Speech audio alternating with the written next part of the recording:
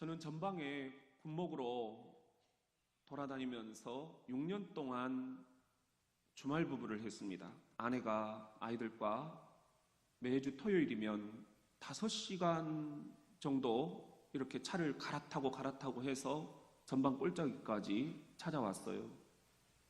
그 일주일이 굉장히 저는 기다려졌어요.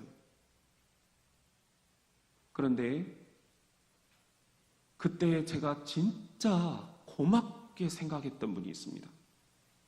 이 자리를 빌어서 꼭 표현을 좀 하고 싶은데요.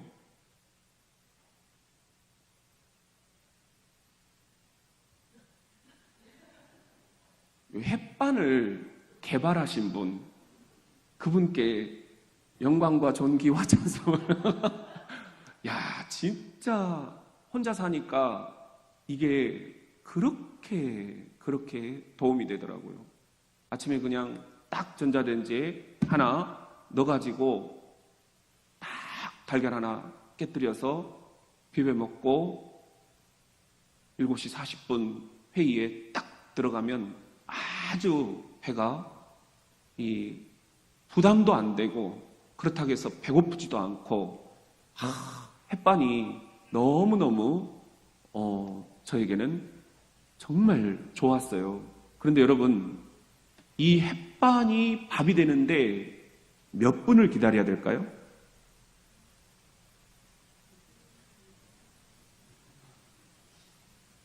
(2분을) 기다려요. 햇반 안 먹어보셨구나. 2분이에요, 2분. 그러면 제가 한번 여쭤볼게요. 팝콘이 튀겨지려면 얼마를 기다려야 될까요? 2분 40초예요. 계란을 삶으려면 얼마를 기다려야 될까요? 12분. 오, 맞으셨네. 오늘 우리 교회 김장하잖아요. 그러면 12시 30분 도착을 합니다. 우리 남자들이 가서 이렇게 막 들어드리고 막 그럴 거예요. 그리고 나서 이제 오후 예배 끝나고 본격적으로 이제 김장을 이제 시작을 할 텐데, 배추를 맛있게 절이려면 얼마를 기다려야 될까요? 오, 역시 전문가들이시네. 5시간 35분입니다. 5분을 지켜야 돼요. 봉숭아 새싹이 돋아나려면 얼마를 기다려야 될까요? 7일입니다. 뿅아리가 알을 깨고 나오려면 얼마를 기다려야 될까요? 그렇죠. 21일. 우리 이거 문제로 많이 나왔죠. 올챙이 뒷다리가 나오려면 얼마를 기다려야 될까요? 45일입니다. 자, 그러면 어제 이렇게 성탄 트리를 우리 관리위원장님과 또 많은 성도들이 이렇게 장식을 해주셨는데, 올해 성탄절은 얼마를 기다려야 될까요? 23일. 이것이 기다림의 미학입니다. 여러분, 우리는 오늘 교회력으로 대림절 첫째 주일을 맞이합니다. 대림절은 아기 예수 그리스도가 2018년 전 이 땅에 오신 것을 다시 한번 상기하는 그런 절기입니다. 예수님이 왜 그때 우리에게 오셨을까? 그리고 또 하나의 질문을 던집니다. 그 예수님이 다시 오시겠다 약속하셨는데, 우리가 그분을 어떤 신앙의 자세로 기다려야 될까? 키워드는 역시 기다림입니다.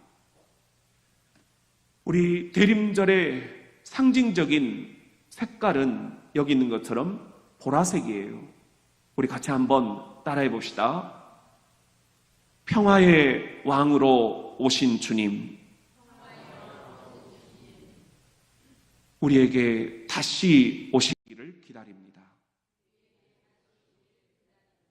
우리는 그렇게 대림절 4주 동안 초를 하나씩 불 밝힐 것입니다. 오늘 그 첫 번째 초를 밝히겠습니다.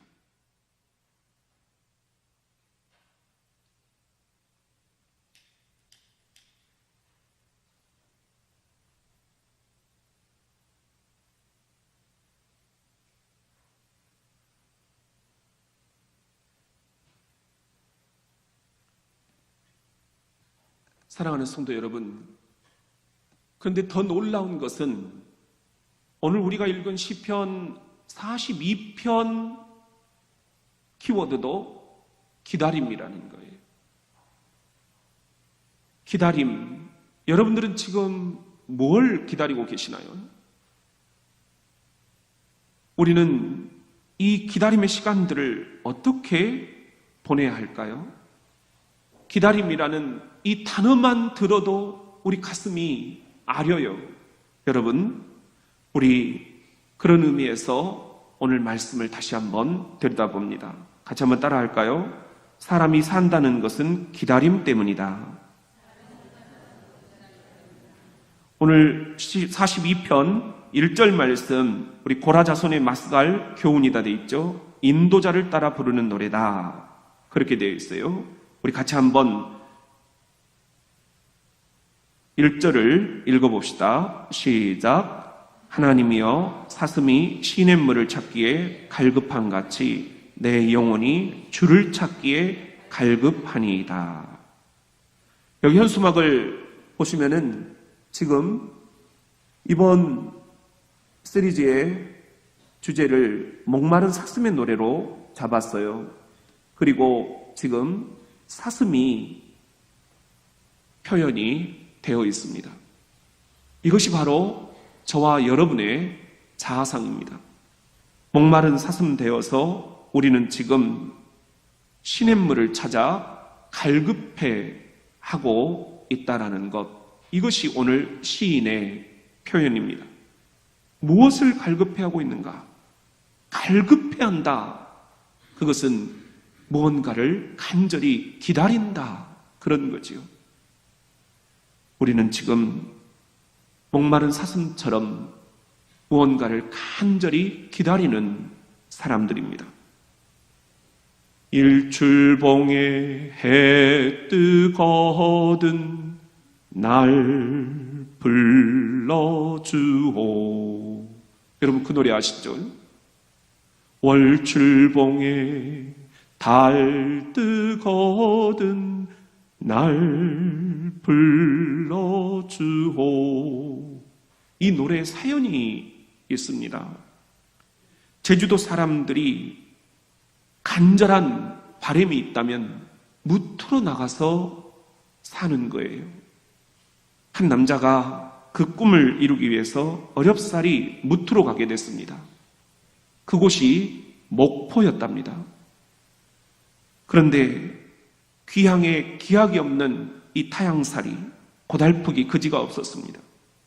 고향 제주도에는 사랑하는 연인이 있었대요. 이 타향살이가 그래서 더 그리움에 사무쳤습니다. 그럴 때면 남자는, 여러분 목포 가보셨죠? 목포에 산이 있는데 무슨 산이죠? 그렇죠. 유달산 꼭대기에 올라갔습니다. 그 유달산 꼭대기 월출봉이라는 곳이 있는데 거기 올라서서 제주도가 있을성 싶은 저 먼 바다를 바라보면서 연인을 그리워했다는 거예요. 언젠간 나도 내 고향 제주에 돌아갈 거야. 내 사랑하는 님을 만날 날이 꼭 다가올 거야. 그런데 그 시간 사랑하는 여인도 제주도 일출봉에 올라서 오늘 또 오지 않는 임을 기다리고 또 기다리다가 망부석이 됐다라는 그런 이야기입니다. 그렇게 해서 나온 노래가 김민부 작사, 장일남 작곡, 기다리는 마음. 기다려도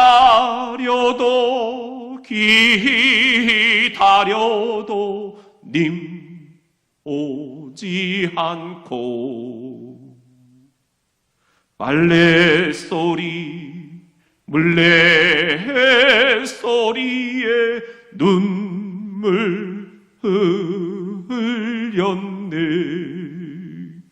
기다려도 오지 않는 님. 여러분, 사람이 산다는 게 뭘까요? 기다림 때문이 아닐까요? 우리는 오늘 또 오롯한 마음의 등불, 이 기다림의 등불을 밝힙니다. 우리 마음에 꺼지지 않는 이 작은 등불, 삶의 이유는 바로 이 기다림에 있습니다. 성도 여러분, 지금 여러분들이 무엇을 기다리고 계시나요? 자녀의 합격 소식을 기다리고 계십니까? 남편의 승진과 진급과 자기 보직을 기다리고 계십니까? 후반전 여러분의 노후와 새로운 진로를 기다리고 계십니까? 아니면 질병이 치유되는 놀라운 역사를 기다리고 계십니까? 물질이 충분히 좀 있었으면 좋겠다. 그것을 기다리고 계시지 않습니까? 아니면 왜 이렇게 잘하려고 하는데 자꾸 관계가 꼬이는 걸까? 왜 우리는 사랑하려고 모였는데 자꾸만 어긋나게 되는 걸까? 관계 회복을 기다리고 계십니까? 사람이 산다는 것, 그건 기다림 때문입니다. 2018년 대림절, 기다림의 계절, 이 기다림의 시간이 대전 내용원의 행복플러스를 향한 희망의 계단이 될 수 있기를 예수님의 이름으로 축원합니다. 따라합시다. 인간에게는 좀 더 근원적인 기다림이 있다. 그런데 우리에게는 한 가지 오해가 있습니다.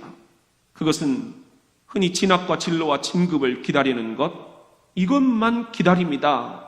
우리가 그렇게 착각하기 쉽다는 것입니다. 질병과 또 물질과 관계의 회복, 이것만이 우리의 기다림일까요?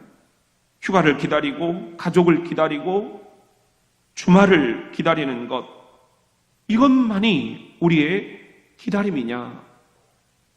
물론 그것도 기다림이면은 분명합니다. 그렇지만 우리 인간은 근원적으로 더 본질적인 기다림을 기다리고 있다라는 것입니다. 우리 인생에게 더 본질적인 기다림, 그것은 나를 왜 지으셨는지, 나를 왜 이 땅에 보내셨는지, 나를 왜 이 교회에 이렇게 보내셨는지, 하나님을 향해서 나를 지으시고 나를 보내신 창조주 하나님을 향한 생명의 몸부림, 더 근원적인 하나님을 만나 뵙고자 하는 기다림이 우리에게는 있다는 거예요. 그런 인간의 자세가 오늘 시인에게서도 뚜렷이 드러납니다. 우리 2절 말씀을 같이 한번 읽어보겠습니다. 시작.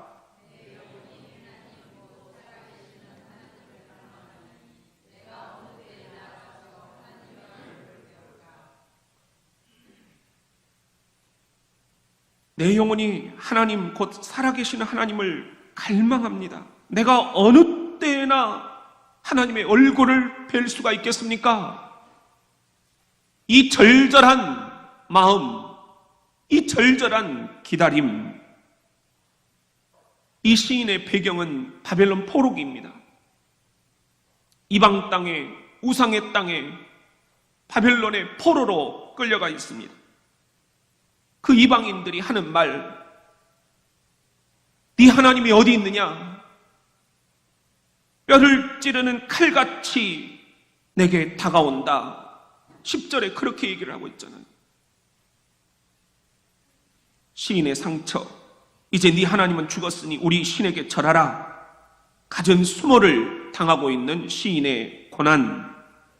그런데 그 와중에서도 믿음을 잃지 않고 밤낮 눈물이 음식이 되리만큼 하나님 찾기에 목이 마르고 고달팠던 이 시인의 영혼, 어느 때 하나님을 배울 것인가? 언제나 하나님이 나에게 얼굴을 비춰줄 것인가? 안타까운 마음으로, 탄식하는 마음으로 기다리고 또 기다리는 시인의 탄식. 그것이 타지 않는 듯이 타고 불붙지 않은 듯이 불붙는 우리 기독교 신앙이 아니겠습니까? 고달픈 영혼의 순례자, 이 시인은 인생의 깊디 깊은 하소연을 지니고 있는 듯합니다. 목숨의 의로운 산길을 홀로 걷는 듯합니다. 나그네 인생, 인간의 눈물이 무엇인가? 생명의 가장 본질적이고 가장 뿌리 깊은 갈증이 무엇인가? 그것을 이 시인은 이미 알아버린 듯합니다. 내 영혼의 목마름, 그것은 하나님에 대한 목마름이었습니다. 이것이 이 시대를 살아가는 우리 현대인들의 가장 근원적인 목마름이 아니겠습니까? 하나님께서는 우리 인생을 창조하실 때 누구도 채워줄 수 없는, 하나님만이 채워주실 수 있는 신비의 영역을 남겨놓으셨습니다. 그 신비의 영역이 영혼이라는 영역입니다. 저와 여러분의 영혼, 이 신비의 영역은 나를 지으신 창조주 하나님을 배울 때에만 그 만족이 있게 될 것입니다. 그러므로 하나님 외에 그 어떤 것으로도 이 빈자리, 내 영혼에 비어있는 이 영역을 채울 길이 없습니다. 술과 성과 탐식, 물질과 권력, 이런 것으로는 그 결핍을 채울 길이 없습니다. 그러면 그럴수록 우리 갈증은 더 깊어지기 때문입니다. 에레미야 선지자가 그래서 이렇게 이야기를 합니다. 에레미야 2장 13절을 보시면은 시작, 내 백성이 두 가지 악을 행하였나니 곧 그들이 생수의 근원되는 나를 버린 것과 스스로 웅덩이를 판 것인데 그것은 그 물을 가두지 못할 터진 웅덩이들이니라. 우리가 두 가지 악을 행하고 있다. 생수의 근원이 되시는 하나님을 버린 죄, 그리고 스스로 웅덩이를 팠는데 아무짝에도 쓸모없이 터져서 물이 새버리는 그런 웅덩이를 판 죄, 이것이 우리 인생의 가장 근원적인 죄악이다 하는 거예요. 여러분, 그러니 우리 삶이 얼마나 곤고하고 목이 마르겠습니까? 목마른 사슴의 노래, 하여 이 노래는 내 영혼의 노래입니다. 불안과 소외와 외로움, 우울과 스트레스와 고통, 공허함과 상실감과 슬픔과 분노, 질병과 의심, 이 모든 것들의 압제에서 벗어나려면 나는 이제 어떻게 해야 한다는 말입니까? 여기에 답을 주시기 위해서 2018년 전 그리스도 예수께서 아기 예수의 모습으로 오신 것입니다.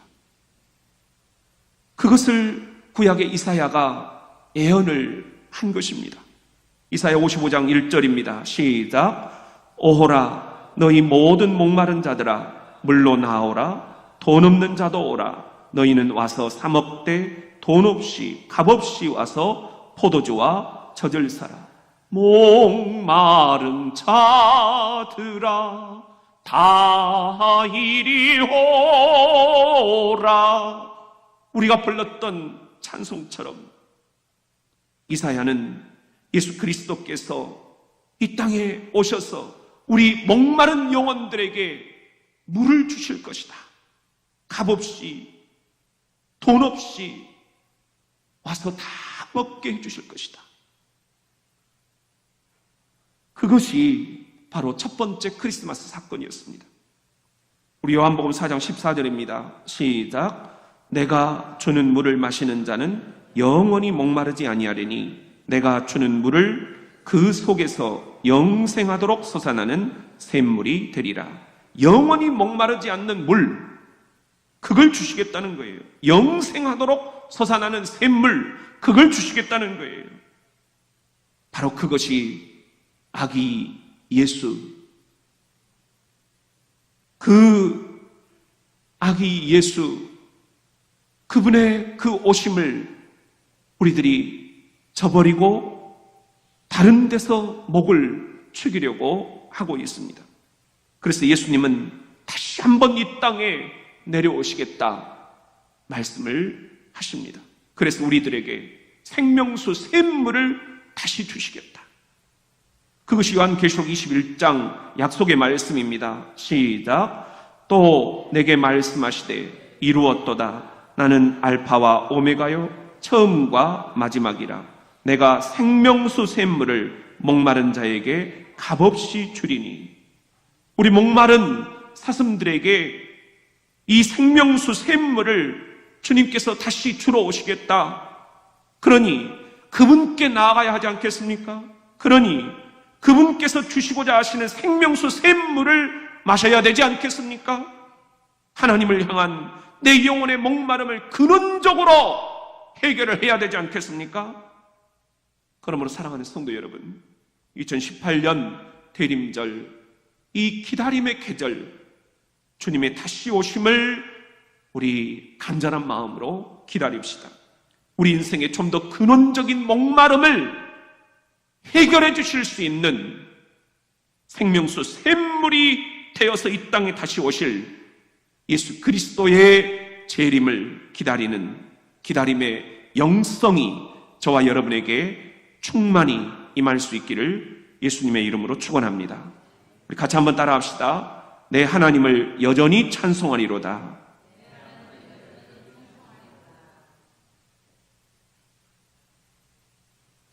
저희 가정에 이렇게 단톡방이 있는데 저도 매번 이것을 답을 하지는 못해요. 그냥 슬쩍슬쩍 보기만 하죠. 그런데 가족들이 이 단톡방을 하는데 우리 형제간들이 막 어머니가 그때는 그랬었지, 그때는 그랬었지, 기억력이 갈수록 좋아지셔요. 그런데 2003년부터 2007년까지 딱 기억을 못 하시는 거예요. 그 4년은 완전히 암흑기시더라고요. 아무것도 생각이 안 난다. 그러니까 그 기간 동안 제 동생 그 CCM 찬양 사역자잖아요. 아침이라는 이름으로 앨범을 3개를 발표를 했는데 어머니가 그걸 전혀 기억을 못 하시는 거예요. 그래서 우리가 엄마 거기서 막혔네. 아이고 우리 똑순이 엄마 그것이 기억이 안 난다니 하면서 막 우리가 이야기를 댓글을 올리는데 거기 답글이 딱 하나 어머니한테 올라오는 거예요. 그래, 엄마는 그때 시골에서 외로움과 우울증에 시달리면서 너희들 전화만 기다렸지. 순간 모든 형제들의 글이 스톱되어 버렸어요. 그 4년 저도 기억하기 싫습니다. 어머니가 밥 한 끼를 못 드셨어요. 뼈밖에 안 남았어요. 돌아가실 줄 알았어요. 병원에서도 이유를 모른다고 하고 동네 아저씨들이 제가 1년에 뭐 한두 번 정도 내려갈까요? 그러면 저를 붙잡고 하시는 이야기가 이 사람아 저러다가 자네 엄마 죽네. 빨리 데려가서 빨리 모시고 올라가서 자식들 보고 싶어서 저러는 거야. 근데 그 말이 맞더라고요. 기다림 속에는 아픔이 있었던 것입니다. 고통이 있었던 것입니다. 수술실에 들어간 아기의 모습을 그리면서 기도하는 어머니의 기다림, 무너진 건물의 잔해 속에서 내 아들이 살아올 것이라는 희망을 가지고 기다리는 그 기다림, 결혼 신청을 해놓고 그 승낙 여부를 기다리는 그 기다림, 아들의 편지와 휴가와 저녁과 귀가를 기다리는 그 기다림, 이 모든 기다림 속에는 고통이 깃들어 있습니다. 그래서 참기가 어렵습니다.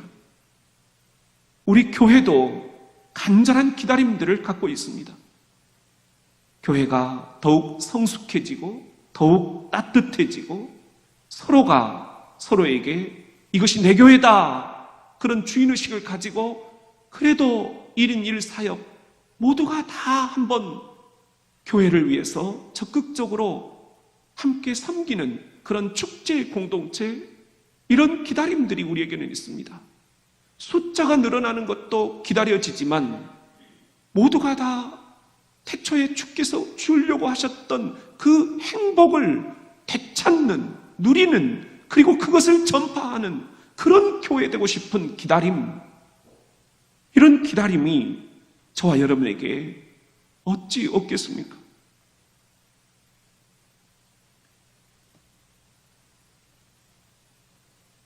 그런데 이런 기다림, 이 기다림 속에는 고통과 낙심과 불안이 함께 한다는 거예요. 오늘 시인도 그런 거예요. 11절 말씀 보시면은 내 영혼아 내가 어찌하여 낙심하며 어찌하여 내 속에서 불안해하는가? 불안하다는 거예요. 이런 낙심과 불안 속에서 우리는 그러면 어떻게 해야만 한다는 것입니까? 그럼에도 불구하고, 불안에도 불구하고 하나님께 소망을 두라고 말씀합니다.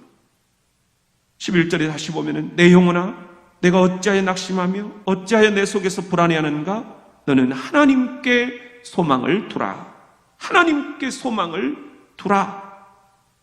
하나님께서 아직 여러분의 가정에, 여러분의 자녀들에게, 우리 부부에게 여러분의 건강과 여러분의 영혼과 여러분의 물질과 이 교회에 마침표를 찍지 않으셨다는 거예요. 절망의 마침표는 아직 찍어지지 않았습니다. 그러니 우리가 스스로 마침표를 찍을 때가 아직은 아니라는 것입니다. 하나님이 포기하지 아니하셨는데 우리가 어찌 미리 포기할 수가 있겠습니까? 하나님께 소망을 두라. 하나님이 가장 좋은 생각을 갖고 계신다는 거예요. 하나님이 가장 기발한 계획을 갖고 계신다는 거예요. 우리 그런 희망의 계절, 기다림의 계절, 대림절이 되었으면 합니다. 2018년 한 해를 돌아보니 여전히 내 손에 아직 쥔 것은 없고, 아직도 서로가 오해에 쌓여 있고, 아직도 집안은 너무도 기도 제목들이 많고, 내가 돌보지 않으면 안 되는 수많은 사람들이 여전히 힘들어합니다. 그러나 지금 보니 이 모든 것들, 그럼에도 불구하고 하나님께 소망을 두어야만 한다라는 것, 절대로 절망의 포로가 되지 맙시다. 절대로 내 스스로 마침표를 찍지는 맙시다. 현실이 낙심이 되고 여전히 불안하지만 그럼에도 불구하고 오히려 찬송을 부르면서 우리 정면 돌파해 나갑시다. 이 교회 정면 돌파하면서 우리 주님의 나라를 향해 나아갑시다. 모두가 다 좀 도와주세요. 모두가 다 하나씩 일을 좀 맡아주세요. 우리 그렇게 2019년 시작합시다. 그것이 우리 주님께서 바라시는 내용이 아니겠습니까? 시편 42편 11절 우리 같이 한번 읽겠습니다. 시작. 내 영혼아 내가 어찌하여 낙심하며 어찌하여 내 속에서 불안해하는가? 너는 하나님께 소망을 두라. 나는 그가 나타나 도우심으로 말미암아 내 하나님을 여전히 찬송하리로다. 기도합시다.